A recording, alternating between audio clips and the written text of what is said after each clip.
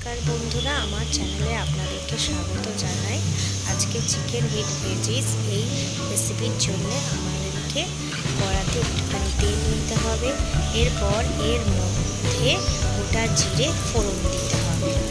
গোটা জিরে ফোড়ন দেওয়ার পরে এর মধ্যে আমরা কুচি করা পেঁয়াজ দিয়ে দেবো।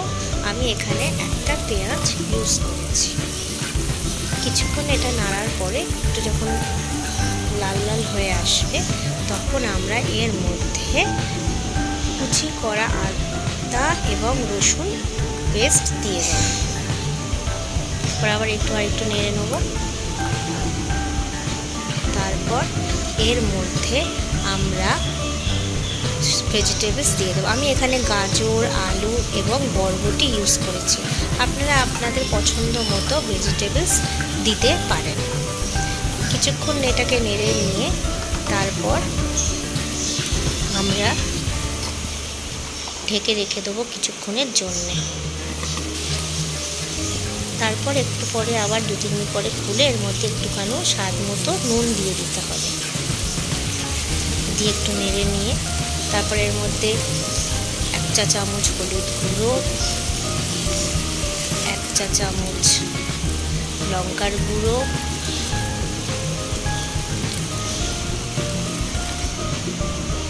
দিয়ে 1 চা চামচ ধনে গুঁড়ো এবং 1 চা চামচ জিরে গুঁড়ো দিতে হবে।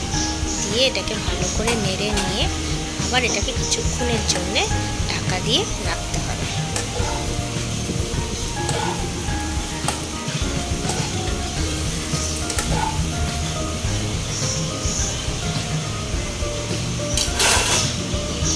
এরপর এর মধ্যে চিকেনের টুকরোগুলোকে দিয়ে দিতে হবে। আমি এখানে 100 গ্রাম মতো চিকেন ইউজ করেছি।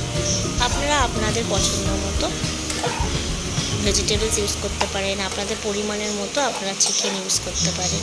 বাচ্চাদের এটা খেতে খুবই ভালো লাগে, কারণ যেসব বাচ্চারা ভেজিটেবলস খেতে চায় না তারা এটা খেতে পারে। বাচ্চাদেরকে খুব সহজেই এই রেসিপিটা করে খাওয়ানো যেতে পারে। এরপর এটা কিছুক্ষণ নেড়ে নিয়ে আমরা এটাকে ঢাকা দিয়ে রেখে দেব।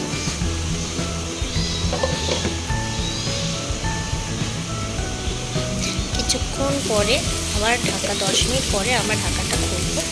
খুলে একটু দেখবো যেটা একটু ভাজা ভাজা মতো হয়ে গেছে, একটু সেদ্ধ মতো হয়ে গেছে। এরপর আমরা এর মধ্যে এক পরিমাণ মতো জল দিয়ে দেবো।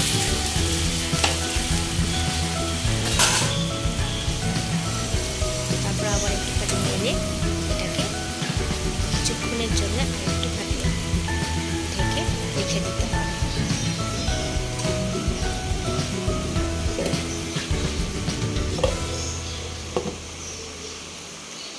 আরও 5-10 মিনিট পরে যখন জলটা একটু শুকিয়ে আসবে তখন আমরা এর মধ্যে 1/2 চা চামচ গরম মশলা গুঁড়ো ছড়িয়ে দেবো এবং একটু ভালো করে নেড়ে নিয়ে দেখুন এটা কীরকম সুন্দর গামাখা হয়ে গেছে।